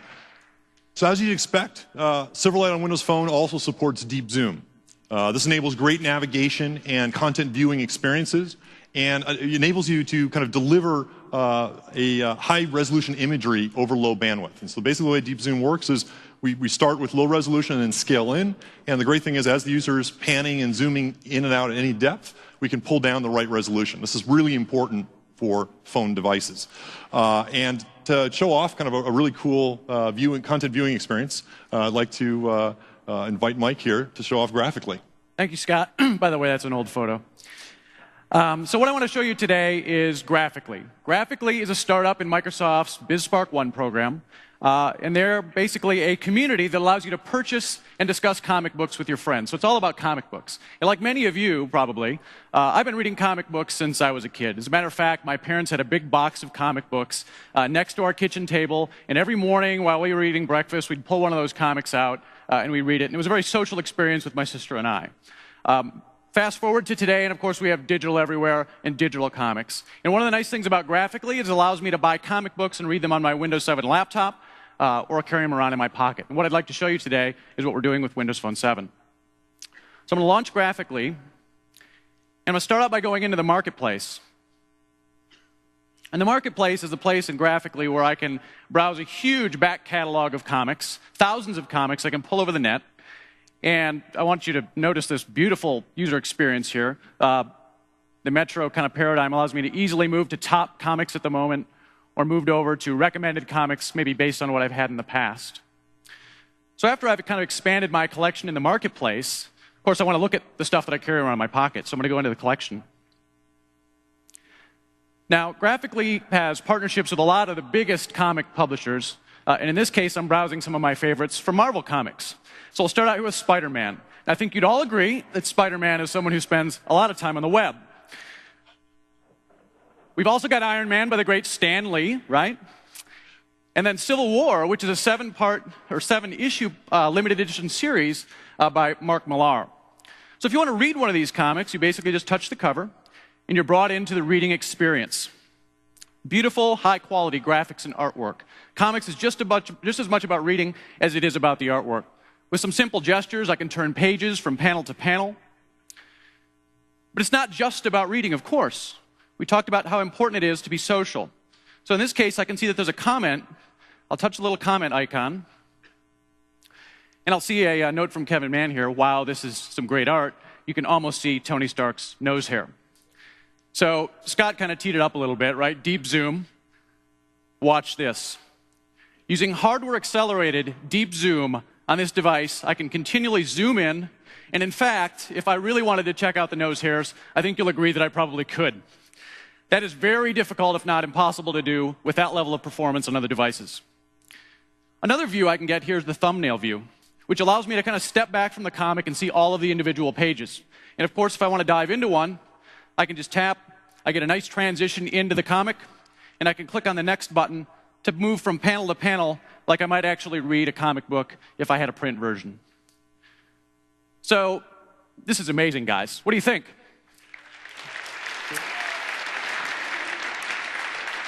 So I know we've said it a bunch here, but Graphically did this just in a matter of 2 or 3 weeks. I mean, we got them the build. They were able to pull this out and deliver an experience like this that basically allows you to take all your comic books collection, put it in your pocket, have a high-fidelity reading experience, and share it with your friends. Thank you. Thanks, Mike.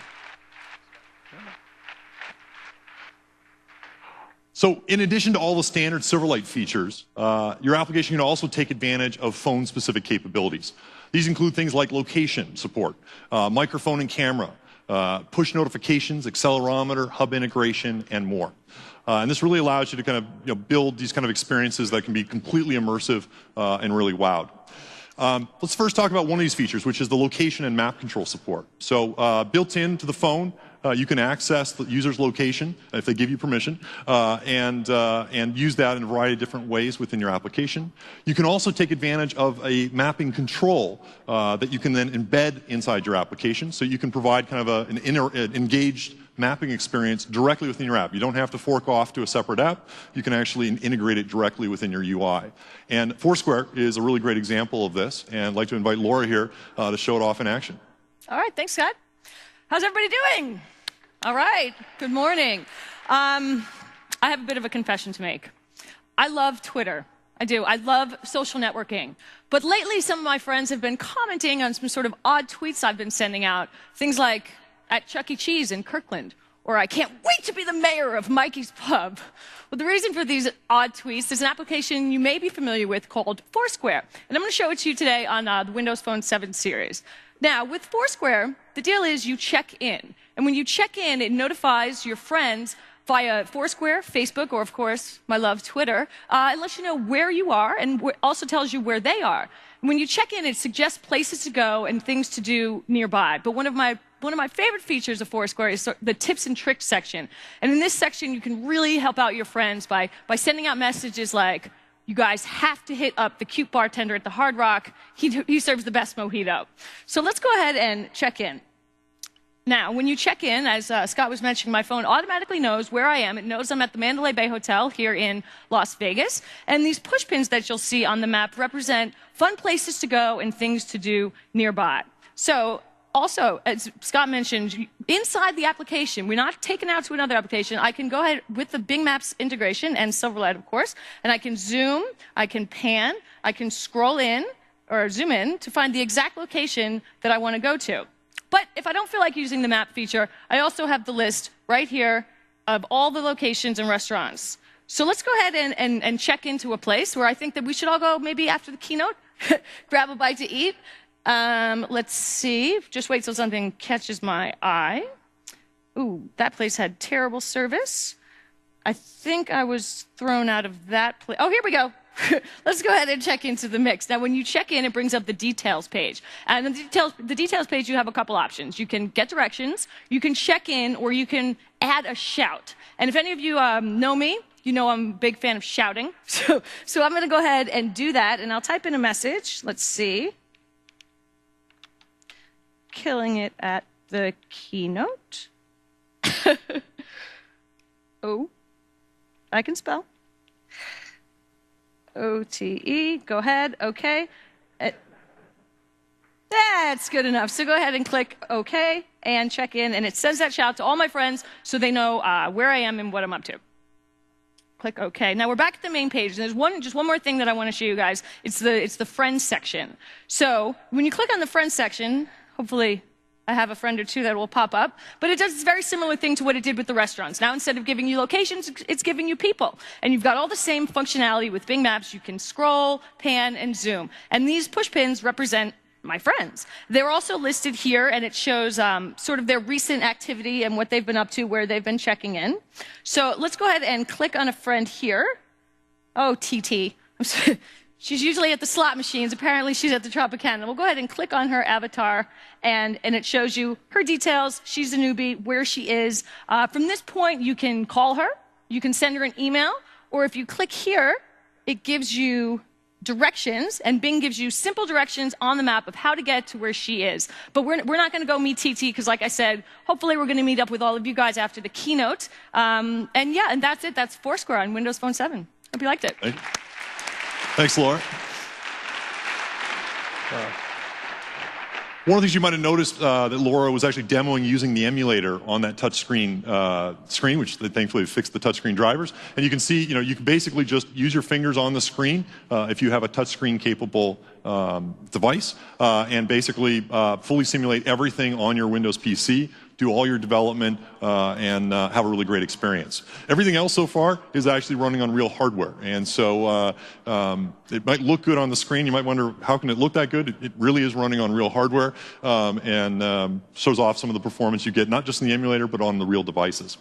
So this next one we're going to talk about is Shazam. If you have it's a phone, so it must have a microphone, right? Well, Windows Phone applications using Silverlight and XNA can get microphone access and get raw access to the raw input files that someone speaks within the microphone. And Shazam's a great example of what you can do with it. So I am super proud to show for the very first time ever Shazam on the Windows Phone 7 series. You know how it is, you're out and about and you hear this awesome song and you want it. You want to add it to your collection, you want to be able to play it, and you want to be the first one to be able to tell all your friends about it. But you don't know the name of the song, you don't know the artist, and you don't know, how you're going to get it. Well, thanks to Shazam, problem solved. I'ma be on the next level. I'ma be rocking over that bass treble. I'ma be chilling with my mother crew. I'ma be making all Okay, so we grabbed a sampling of that song and we're now uploading it to Shazam's 8 million plus song database in the cloud. Let's hope for a match. I don't have a net here. There we go. So it's I'm a Bee by the Black Eyed Peas. I've got album art. I've got photos of the band. And I've even got a video that I can play. I'm going to slide over here. And isn't that smooth? I can even see other pieces of songs on that same album. Let's go check upcoming concert dates. I've got tour information where I can go and check out a live show. Anybody want to join me in Tacoma and check out I'm a Bee and the Black Eyed Peas? If I go back to the song page, there's a couple other things here that are really neat. One, I'm a little bit social. I want to be able to send this song and tell all my friends on Twitter and Facebook about it. But even more importantly, I've got nice, simple integration with the Zune Marketplace. I can go over there and I can play the song and download it and add it to my collection, and that's awesome. So I want to do two things. I want to thank Black Eyed Peas for some tunes this morning, and of course Shazam for being a great partner with us at Microsoft and betting on Windows Phone 7 series. Thank you. Thanks. Windows Phone applications can also take advantage of push notification support. This allows application developers to deliver notifications to the phone and provide the user the ability to get real-time information, respond, and even if the application isn't running on the phone, they can quickly launch it and go contextually into the scenario for that particular notification. And to kind of show that off in action, I'd like to invite Charlie Kindle to show off Major League Soccer. I am so unbelievably excited to be here this morning. I'm excited, one, because we finally get to talk about all this Windows Phone stuff we've been working on, but also because I'm a huge soccer fan. How many people in the audience are football fans? Let's go, let's hear it. No, I meant soccer fans. Yeah. All right, so the demo that I get to show off today is built in conjunction with Major League Soccer.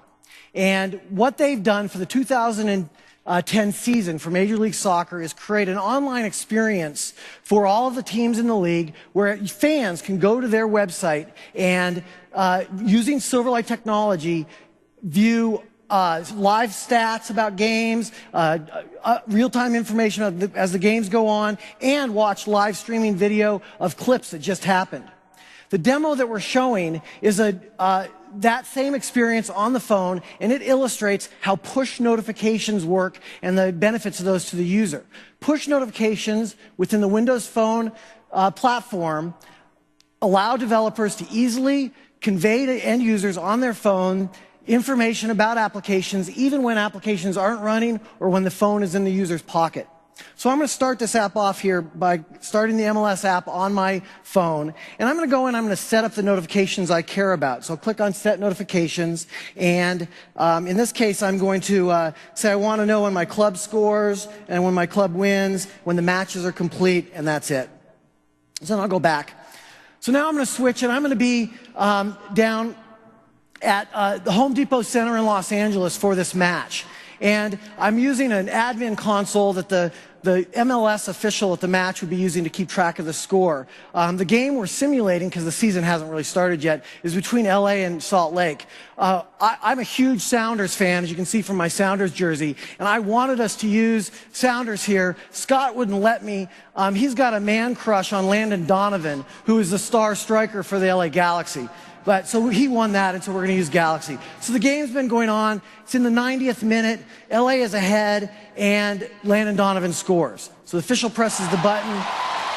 Crowd goes wild. And now I'm going to go back to my phone, and let's say that I'm in some app on my phone. I'm in the agenda, and that notification is now going to come down to my phone from Major League Soccer. And there it is. It pops up and it says, goal, LA2, RSL1, Landon Donovan, 89th minute.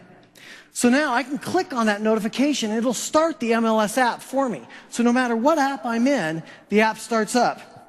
I go ahead and browse down and see the different stats on the game. I can see the number of fouls, number of yellow cards, so forth. But what I really want to see is a streaming live video of that shot that Landon Donovan just made. So I go in here, and sure enough, there's that stream available to me. I can start it up, and if you listen, you can hear the commentator.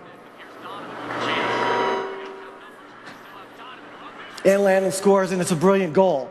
So with that, we showed push notifications for Windows Phone and how they allow applications to be alive for end users at any time. And we showed how MLS is using Silverlight to create great experiences for fans of soccer. So with that, go Sounders and go Windows Phone. So,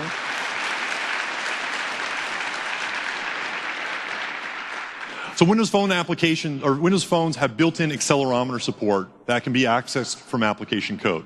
And this enables you to really easily detect device motion and use it as input within your applications. And it enables sort of a wide variety of pretty interesting scenarios. What I thought I'd do is actually just show off kind of a fun example of one such scenario that we're calling Marionette. And so this is a sort of simple app that lets me control an avatar. And so I have a little avatar here. I can change a picture of the avatar, so I could have my head there. Do we feel bold? This could be a career-limiting move. I could pick other people's avatars. And then we'll switch in here. And I can control it. I can dress him. That isn't quite the right look. There we go, kind of a classic sweater look. Steve couldn't be here today, but you know how much he likes developers, and so he kindly recorded this on Friday for us. It is a nice sound recording. And what's cool is we can change the pitch, so we can make it, or change the pitch higher. So I think it's a nice sound. And then, because it's accelerometer support, we can tap him. Oh, and move him around. Yeah.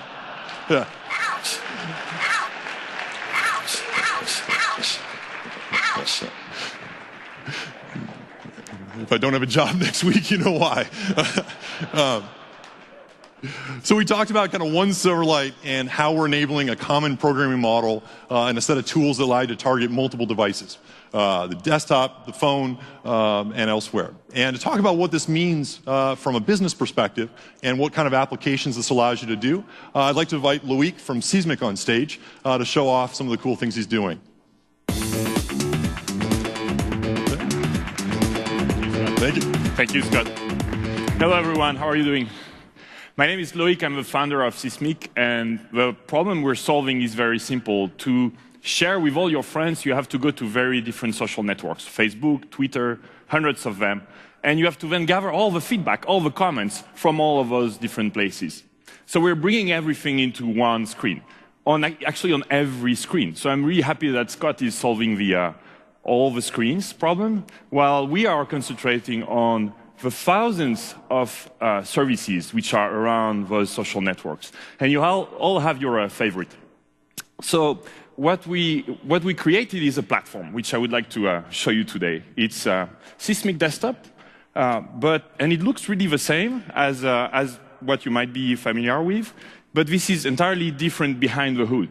It's a Silverlight platform which runs entirely on plugins, and we tried to make it really, really as open as we could. In fact, all the services you can see here, Twitter, Facebook, and LinkedIn, are all plugins themselves. So let me show you how it works. If you go to Settings, and now you have plugins, you can see that Twitter, Facebook, and LinkedIn, the three main social networks, are here embedded as plugins themselves. In fact, you could rewrite the way we integrated Twitter in Sysmic Desktop yourself if you don't like it. You can entirely rewrite it. So we integrated a few of them, obviously, which we ship at launch, like Tweet Photo, which lets you send media to photos and videos soon, and other services. So if I show you around, see here, obviously, the composer. Now, if I post something, platform.sysmic.com, see this link, I type a space, it will shrink it. If you don't like that service, Bitly, which is integrated, you can build your own and change the URL shortener. No problem. It's a plugin. You can, let me post this, actually. You can change the tabs. You can integrate pretty much anything. So let me show you how we actually integrated the service right into the timeline itself of a tweet. So here is a location, which is very trendy plugin, which is Bing Maps. And here, it's a Silverlight plugin where you can control right there within the timeline the location of that user. And obviously, you can create anything you like. So filters, you name it. I mean, there are so many developers having crazy ideas. There is even a scale that you can measure your weight. It will tweet how fat you get or not. And so if you want a timeline with that and a plugin, you can build it inside. Here's another one. You can control all the tabs here on the left with the plugins. You can control the search. You can change the search engine if you want to build your own and remove, for whatever reason, search.twitter.com right there. You can change it on the top right. But here, what we did was we also wanted you to be able to change the UI itself. So obviously, simple. You can change colors. And you can also upload any background you like and change the entire UI of the application.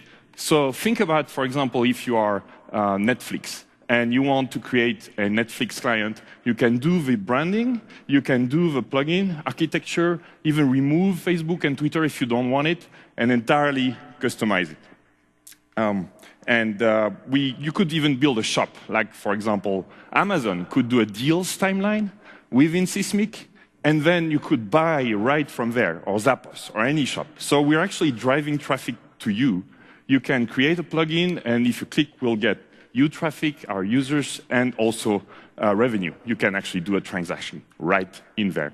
So we built this Sysmic platform on Windows initially, and we were so impressed by how Silverlight 4 was that we decided to port everything to Silverlight with very minimum work, like 90% of the code was reused.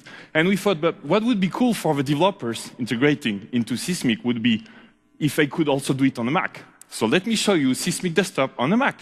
Here it is right there, and it's exact same code. 100% of the code is there with great performance. And if you build a plugin, it will work on Windows, and it will work on the Mac.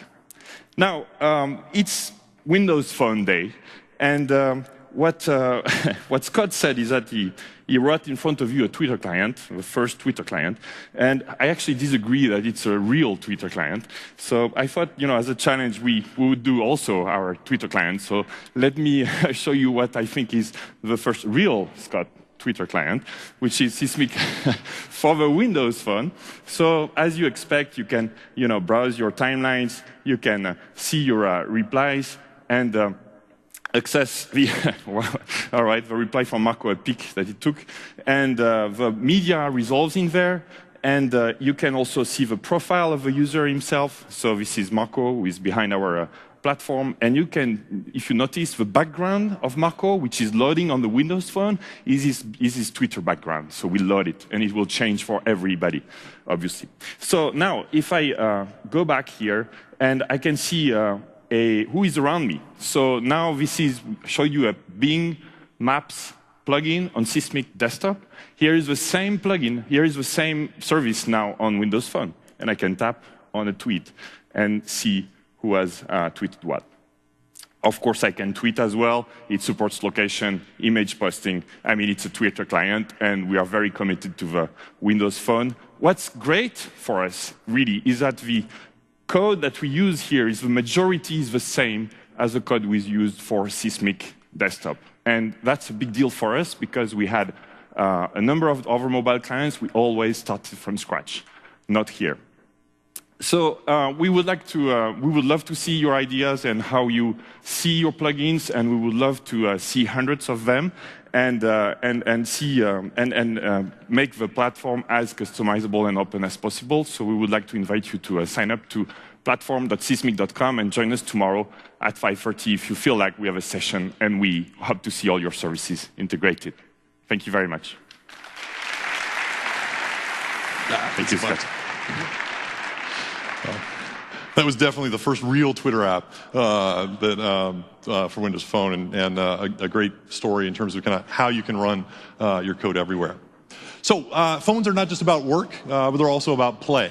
And so we're going to switch into a section here where we're hopefully going to have some fun and talk about how you can build great applications that are fun as well. This first application we're going to show off is kind of a bit of a different one, and it's called Coding for Fun Canon. And basically, it is an application that allows you to remotely control a cannon. So for something a little different, let's go ahead and wheel out this cannon. And basically, the way this app works is it's a Windows Phone application. Oh, we're waiting for a network. Something about networks and me and phones.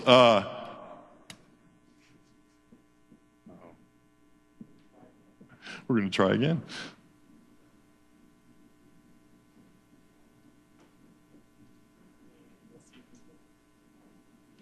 The great thing about having a Canon application is when the network doesn't work.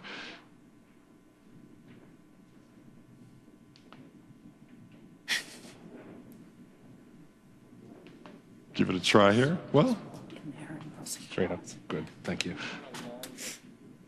I may be on that. Well, I'll tell you what. Well, I think what we're going to do is pass over this demo, or spend a few seconds seeing if you make it work here. But the cool thing is, even if it doesn't work, is we actually are going to show it out there off stage. One more time, okay. And so you can go ahead and play with this one as well. It's kind of a different app, kind of a fun app, and hopefully we'll be able to show it in just a little bit. All right, we are on the network. We're on the network, okay. So let's bring out the cannon. And so what we have here is a hydraulically powered cannon. That decided to die right away. Oops, that tripped over its own cable and died right away.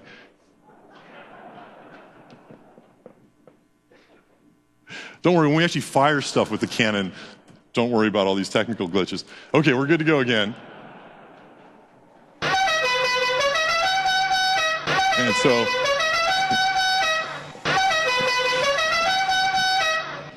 And so, what you're seeing here is, it's really kind of fun and hard to describe this. Basically, we have a mechanical cannon being controlled from a Windows Phone 7 device. We're sending network commands to it. And you can see, like, when we press the little pedal button there, we can make it go forward a little bit. Ooh. And just in case the app becomes a little self-aware, we have Clint standing by here. That's okay. Stay. What's cool is we're using the accelerometer support within Windows Phone so that not only can we drive the cannon, but we can aim it. And so we pan left. Watch out.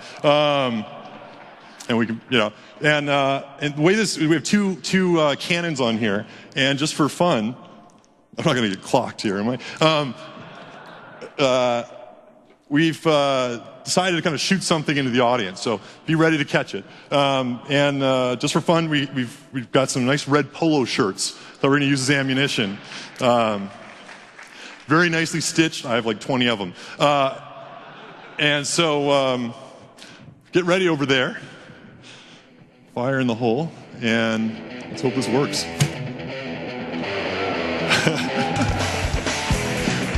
I think the audience over here to the right needs to get fired upon as well. Who wants a T-shirt? Let's see some hands. Okay.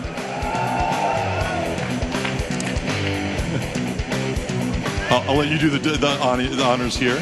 All right, let's see some hands. Come on, people. Okay.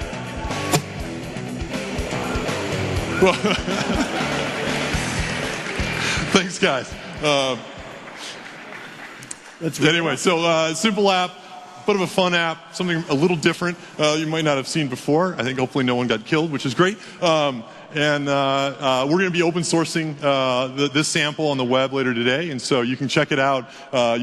If you've missed the T-shirt, you can go back and check it out in the hallways during this event. And again, you'll be able to download the code, sort of some example of something fun that you can do.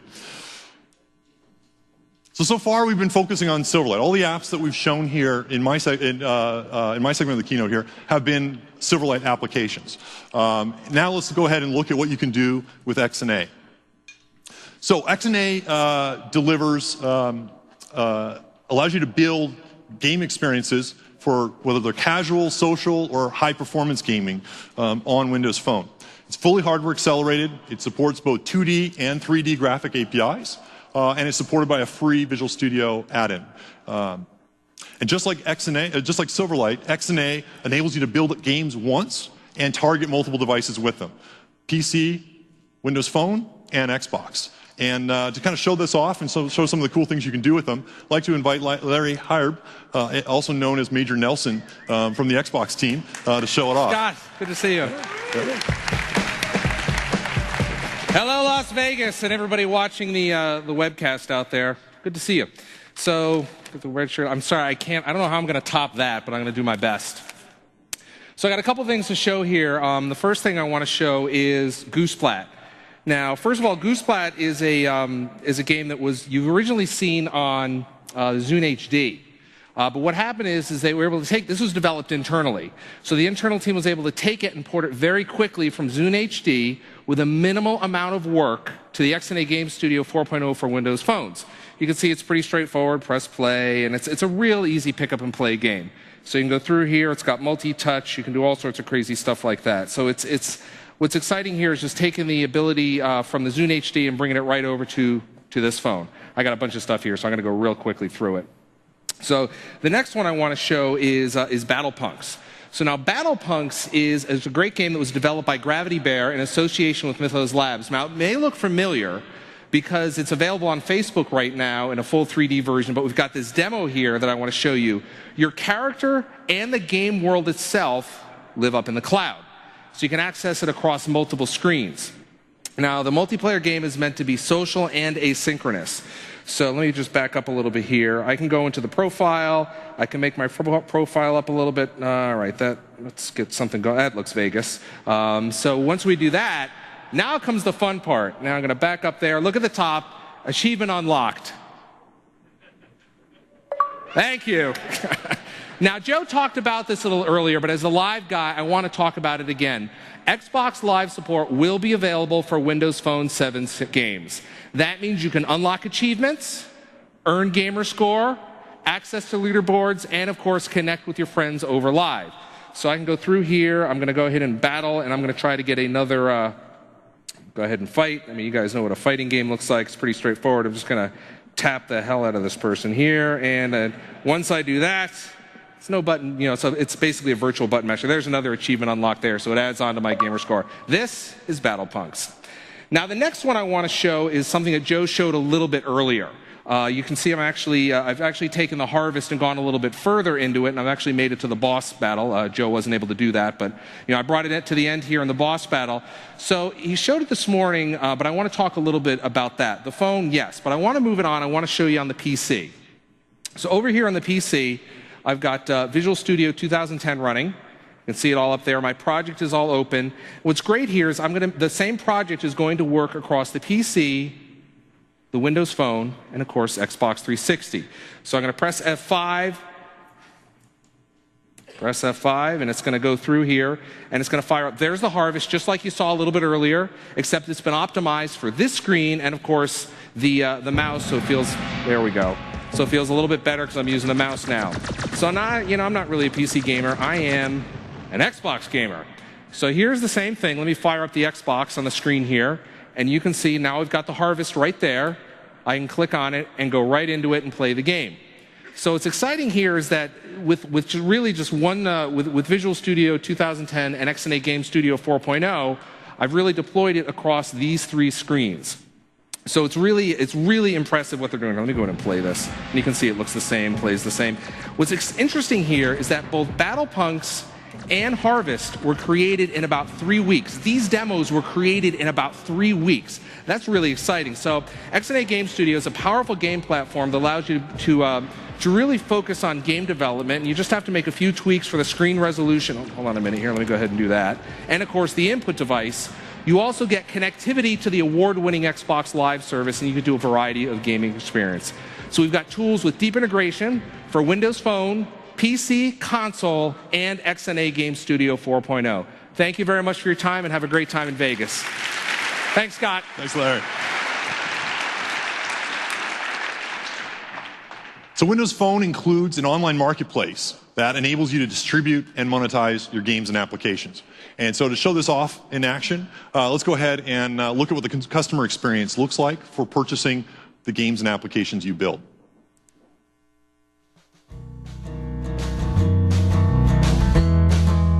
Finding and downloading apps is a snap with Windows Phone 7 series.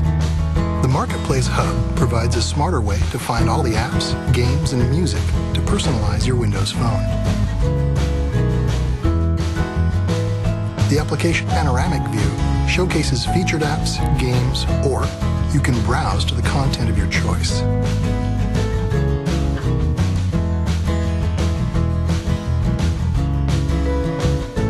Select the featured item of the day, which provides the panorama background for the experience. The application's detail page provides access to ratings, reviews, screenshots, related apps, and optional game content ratings, helping you make an informed decision.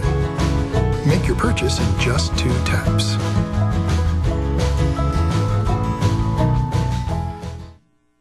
So the great thing about this is you can now build applications, you can build games, you can use Visual Studio or Expression, upload them into the marketplace, and make them available to your customers and make money off of them. One of the things that's nice about this particular screenshot here is you notice there's both a try and a buy button. And this enables you as a developer to deliver a single binary into the marketplace. You can then control what the trial capabilities of your application are, allow someone to actually play with it for a while, and then they can go ahead and buy it. Makes it much easier for you to distribute apps and, again, make money off of it. So hopefully excited to see all the great apps that you build and populate the marketplace with.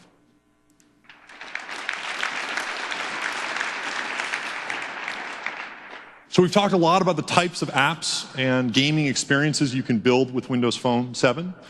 We've shown off the development tools as well as the design tools with Visual Studio and Expression Blend that allow you to build these types of applications. And you saw kind of literally all the apps that you saw here on stage were created over the last 3 weeks by some of our partners. And it's hopefully a testament to the types of sort of really great experiences that you can deliver.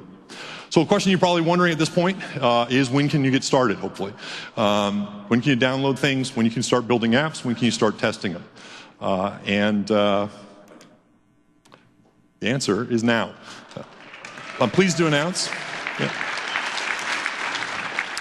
Pleased to announce that the Windows Phone developer tools are now available for anyone to download on the web. This includes Visual Studio 2010 for Windows Phone, Expression Blend 4 for Windows Phone, as well as the XNA Game Studio 4 for Windows Phone. All of these are available for free, not just now, but forever, and enable you to build these types of experiences that you just saw here today. And you can go to developer.windowsphone.com and download it today. So hopefully you've some excitement here in terms of what you can build and the types of next generation experiences that you can deliver. We're really excited to spend this week getting a chance to work with you and talk with you, get your feedback, and talk about all the possibilities. I'd like to thank everyone for coming here this week and taking time out of your busy schedule. We really hope you enjoy the conference. Welcome to MIX. Thank you.